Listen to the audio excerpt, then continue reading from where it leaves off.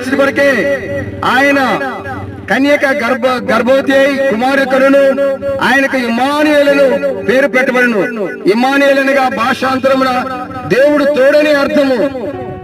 కనుక మనకి ఈ పాప భారాన్ని తొలగించడం కొరకై ఆయన కలువరి శిలువలో మన భారాన్నంతా కూడా భరిస్తూ వచ్చాడు.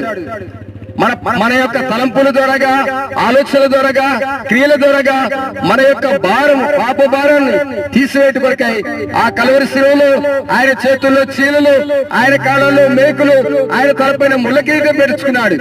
ఎందుకు ఇదంతా చేస్తా వచ్చాడు? నిన్ను నన్ను ఆ పాప భారాన్నంతా కూడా ఆయన మోసుకుంటూ వెళ్లి మనల్ని విడిపించాడు, మనల్ని తప్పించాడు. ఆ పాప భారం నుంచి తప్పించి మనకి ఆ పరలోక రాజ్యాన్ని, ఆ స్వర్గ రాజ్యాన్ని మనకి ఇవ్వట కొరకై ఆయన ఈ ఎంత వేదన పడ్డాడు, ఈ శ్రమ పడ్డాడు. కనుక